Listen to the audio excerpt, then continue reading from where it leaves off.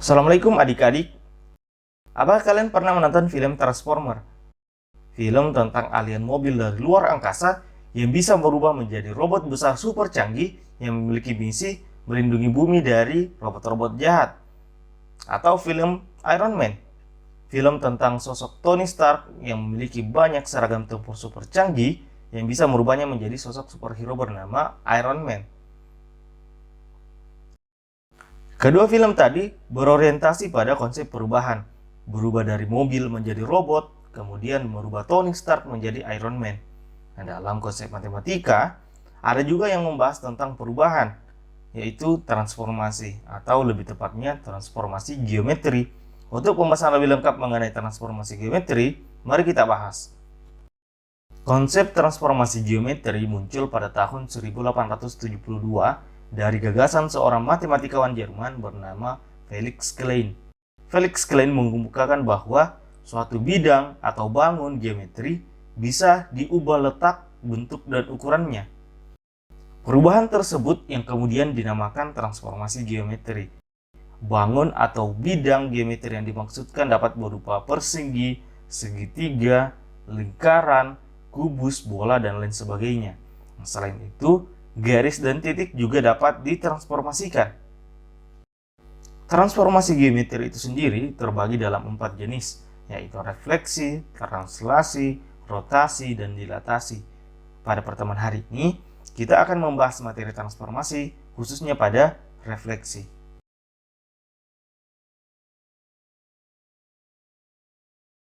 Refleksi berasal dari kata reflection yang berarti pencerminan. Konsep refleksi sama dengan orang yang sedang bercermin. Misal pada pagi hari, kamu sedang bercermin. Bayangan yang ada pada cermin tepat sama persis dengan apa yang ada di depan cermin. Pada saat kamu mengangkat tangan kananmu, maka bayanganmu di cermin juga akan melakukan hal yang sama. Pada saat kamu mendekati cermin, maka bayanganmu pada cermin juga akan semakin mendekat. Begitupun ketika kamu menjauh, maka bayanganmu juga akan ikut menjauh. Bayangan dari hasil pencerminan itulah yang kemudian dinamakan refleksi. Perhatikan foto di samping, maka kamu akan melihat bayangan gedung pada permukaan air. Perhatikan bahwa setiap titik dari bangunan asli di atas garis air memiliki titik yang bersesuaian dengan bayangannya pada air. Jarak dari semua titik pada bangunan asli ke permukaan air sama besarnya dengan jarak dari bayangan titik tersebut ke permukaan air. Bayangan dari bangunan tersebut pada air dikenal sebagai hasil pencerminan atau refleksi. Nah, dalam matematika, refleksi atau pencerminan didefinisikan merupakan salah satu jenis transformasi yang memindahkan setiap titik pada suatu bidang atau bangun geometri dengan menggunakan sifat benda dan bayangannya pada cermin datar.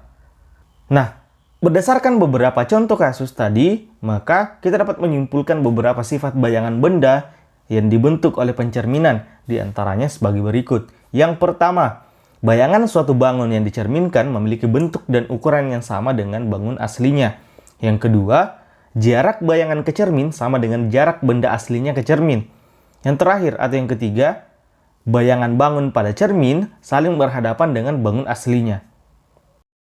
Nah, setelah kita membahas contoh refleksi atau pencerminan pada kehidupan sehari-hari, selanjutnya kita akan membahas refleksi atau pencerminan pada matematika. Nah, perhatikan gambar berikut. Gambar di atas merupakan contoh dari pencerminan atau refleksi dari segi 4 PQRS terhadap garis alfa sehingga menghasilkan bayangan yaitu segi 4 P-aksen, Q-aksen, R-aksen, S-aksen. Jika dianomalikan dengan kasus-kasus sebelumnya, maka segi 4 PQRS adalah bangunan asli, kemudian garis alfa merupakan cermin atau permukaan air, dan bangun P-aksen, Q-aksen, R-aksen, dan S-aksen merupakan bayangan dari hasil pencerminannya. Untuk memahami cara menentukan bayangan hasil pencerminannya, berikut ini merupakan langkah untuk menggambar bayangan hasil refleksi segi 4 PQRS terhadap garis alfa.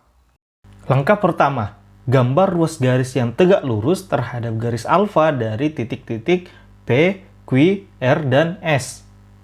Setelah menentukan garis alfa yang ditarik dari masing-masing titik P, Q, R, dan S, selanjutnya kita akan menentukan titik P-aksen, Q-aksen, R-aksen, dan S-aksen dengan cara menarik garis yang tegak lurus terhadap garis alfa dari masing-masing titik yang memiliki panjang yang sama dengan garis yang ditarik dari titik-titik P, Q, R, S ke garis alfa.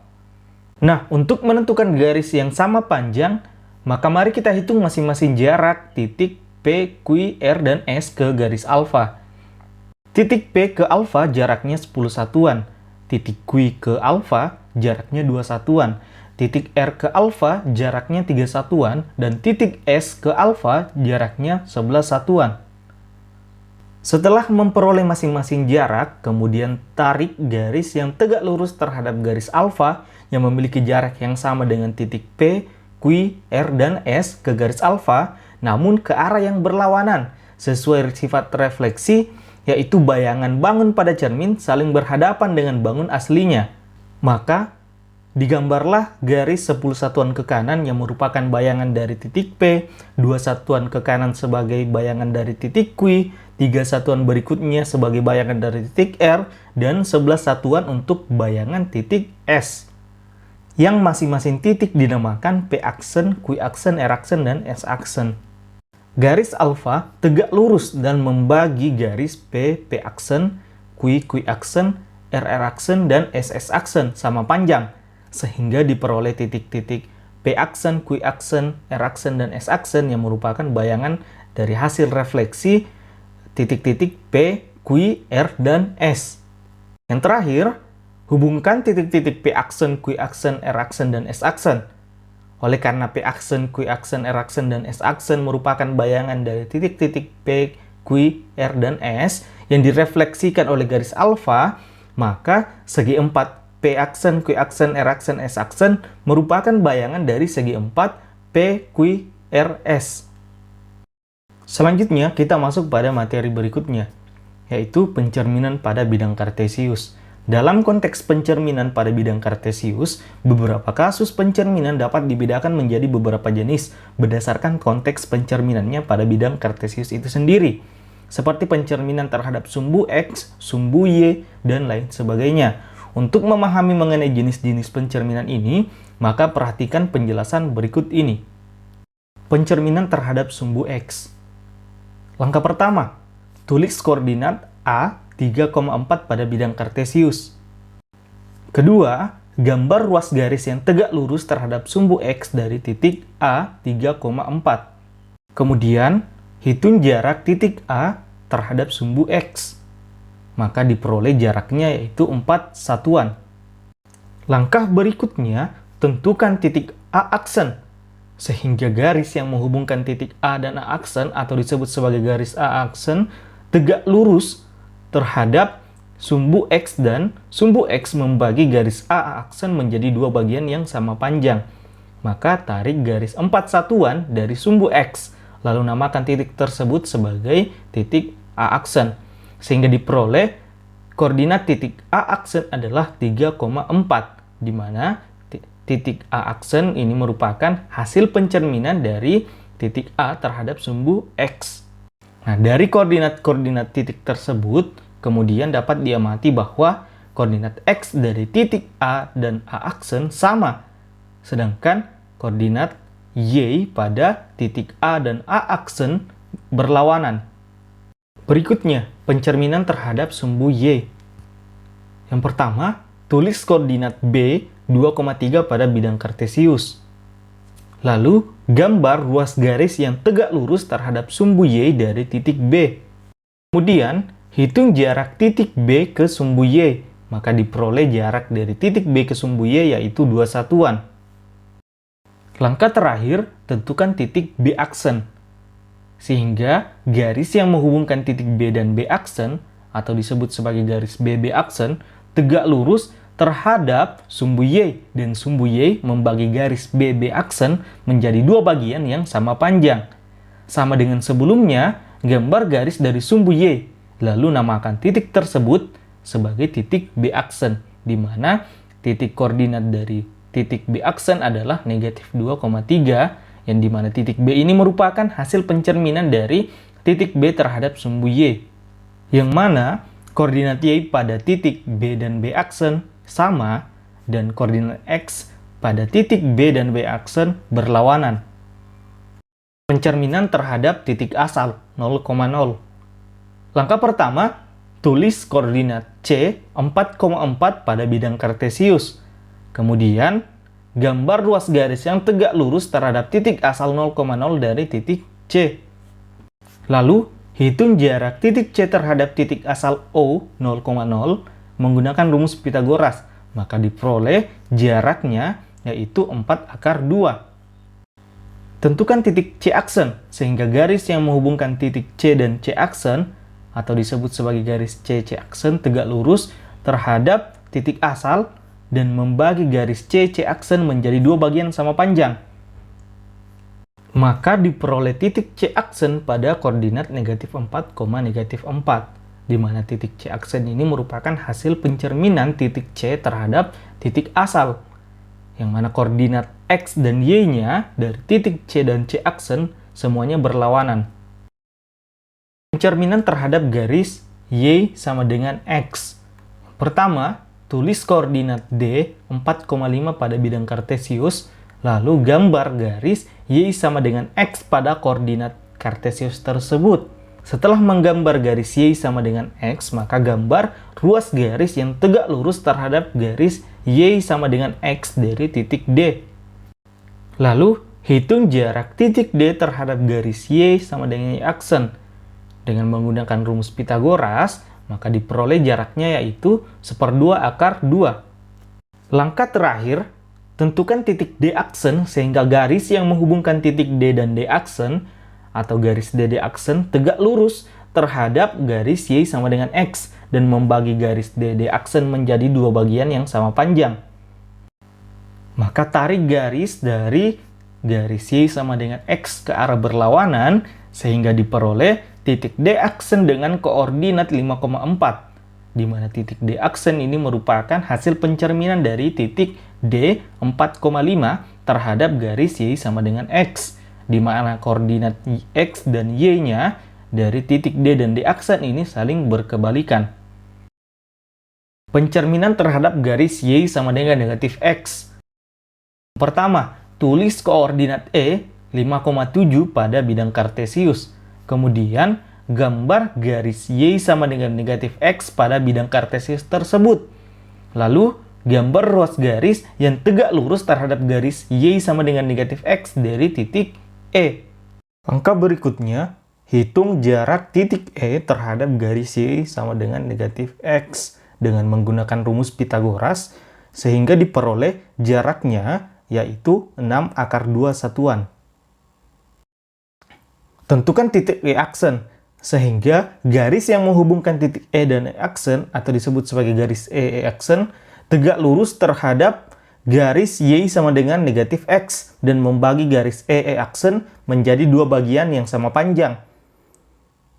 Gambar garis dari garis Y sama dengan negatif X ke arah berlawanan, lalu namakan titik tersebut sebagai titik E aksen pada koordinat negatif 7, negatif 5. Dengan keterangan bahwa titik E aksen merupakan hasil pencerminan dari titik E 5,7 terhadap garis Y sama dengan negatif X. Dengan koordinat X dan Y-nya dari titik E dan E aksen ini saling berkebalikan dan saling berlawanan. Selanjutnya, pencerminan terhadap garis X sama dengan H. Langkah pertama, tulis koordinat F 5,3 pada bidang kartesius. Lalu, gambar garis X sama dengan 2 pada koordinat kartesius tersebut. Kemudian, gambar ruas garis yang tegak lurus terhadap garis X sama dengan 2 dari titik F. Langkah berikutnya, hitung jarak titik F terhadap garis X sama dengan 2. Maka diperoleh jarak dari titik F ke garis X sama dengan 2 yaitu 3 satuan.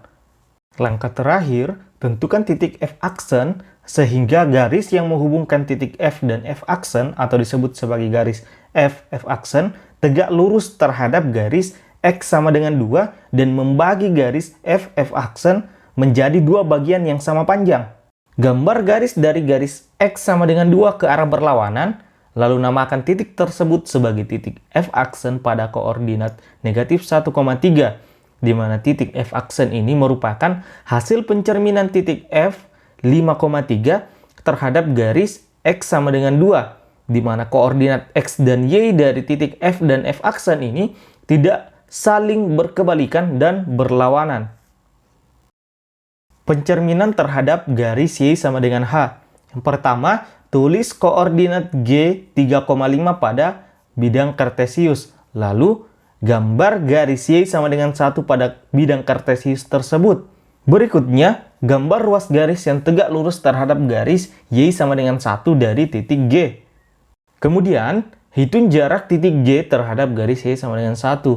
Kemudian diperoleh bahwa jarak titik G terhadap garis Y sama dengan 1 adalah 4 satuan.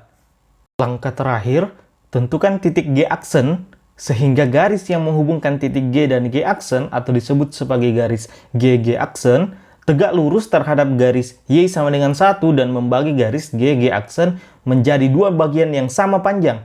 Lalu, tarik garis dari garis Y sama dengan 1 ke arah yang berlawanan, lalu namakan titik tersebut sebagai titik G aksen pada koordinat 3, -3.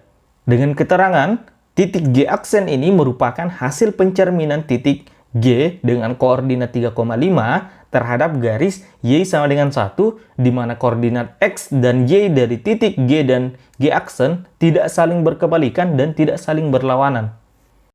Nah, setelah sebelumnya kita membahas beberapa jenis pencerminan terhadap bidang kartesius, maka hasil perhitungan atau titik koordinat bayangannya dapat kita tuliskan dalam bentuk tabel sebagai berikut.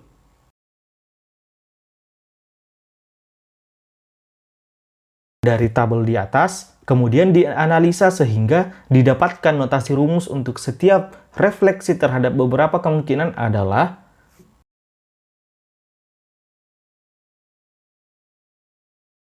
untuk lebih memahami mengenai refleksi atau pencerminan, mari kita kerjakan soal berikut bersama-sama. Diketahui segitiga ABC yang titik sudutnya di A 3,2, B 4,4, dan C 1,3. Gambarlah segitiga tersebut, kemudian gambar hasil bayangannya jika dicerminkan terhadap A sumbu X, B sumbu Y, C titik asal 0,0, D garis Y sama dengan X, E garis Y sama dengan negatif X, F garis Y sama dengan 2, dan G garis X sama dengan 3. Nah, sekarang mari kita kerjakan bersama-sama. Langkah pertama, kita harus menggambar segitiga ABC pada koordinat-koordinat yang telah ditentukan sebelumnya, di mana titik A berada di koordinat 3,2, titik B berada di koordinat 4,4, dan titik C berada di koordinat 1,3. Nah, setelah menggambar segitiga ABC pada koordinat masing-masing, maka kita akan menjawab pertanyaan pertama, yaitu pencerminan terhadap sumbu X. Refleksikan masing-masing titik sudut segitiga ABC terhadap sumbu X dengan langkah-langkah yang sudah dicontohkan sebelumnya pada bidang kartesius. Langkah pertama, dimulai dari menggambar garis yang tegak lurus terhadap sumbu X dari masing-masing titik sudut segitiga ABC. Lalu, tarik garis dari sumbu X ke arah berlawanan yang memiliki panjang yang sama dengan jarak dari setiap titik ABC ke sumbu X. Dengan jarak setiap titik ABC ke sumbu X yaitu A ke sumbu X adalah 2 satuan, titik B ke sumbu X adalah 4 satuan, dan titik C ke sumbu X adalah 3 satuan. Kemudian, setiap titik tersebut dinamakan titik A aksen, B aksen, dan C aksen dengan koordinat A aksen 3, -2, B aksen 4, -4, dan C aksen 1, -3, di mana titik A aksen, B aksen, dan C aksen merupakan hasil refleksi titik A, B, dan C terhadap sumbu X. Langkah terakhir, ketiga titik yang kemudian telah kita tentukan sebagai titik A aksen, B aksen, dan C aksen dihubungkan sehingga menjadi segitiga A aksen, B aksen, C aksen yang merupakan hasil refleksi dari segitiga A, B, C. Nah, itulah tadi langkah-langkah pengerjaan jika kita mengikuti langkah-langkah yang sebelumnya dipraktikkan. Namun jika dikerjakan berdasarkan notasi rumus pada tabel sebelumnya, maka hasil refleksi dapat dituliskan sebagai berikut. Pada tabel sebelumnya diperoleh notasi untuk hasil pencerminan titik X, Y terhadap sumbu X, yaitu X, negatif Y. Maka untuk ketiga titik A, B, C dapat direfleksikan menggunakan notasi tersebut. Lalu diperoleh hasil bayangannya untuk titik A 3,2 yaitu A aksen di titik 3, negatif 2. Untuk titik B 4,4 yaitu B aksen 4, negatif 4. Dan untuk titik C 1,3 yaitu C aksen di titik 1, negatif 3. Setelah mendapat hasil refleksinya, kemudian gambarkan hasil refleksi tersebut pada bidang kartesius. Lalu hubungkan setiap titik sehingga diperoleh segitiga A aksen, B aksen, C aksen sebagai hasil refleksi segitiga ABC terhadap sumbu X. Nah, bagaimana? Lebih mudah kan? Nah, untuk soal-soal berikutnya dapat dijawab sesuai dengan notasi rumus pada tabel tadi. Selamat mengerjakan.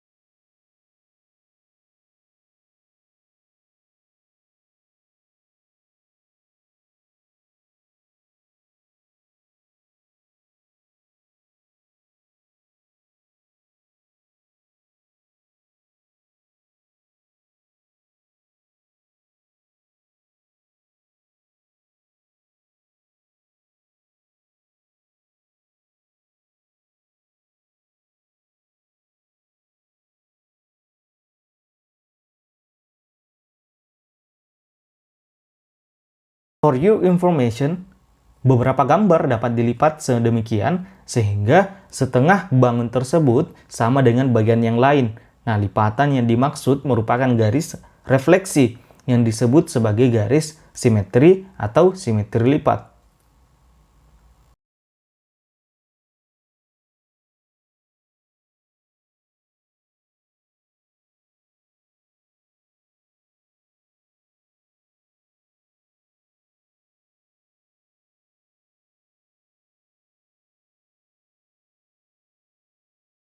Sekian penyampaian materi untuk pokok bahasan refleksi. Selanjutnya kita melangkah ke sesi tanya jawab bagi adik-adik yang ingin bertanya baik terkait materi ataupun hal-hal yang belum dipahami. Terima kasih.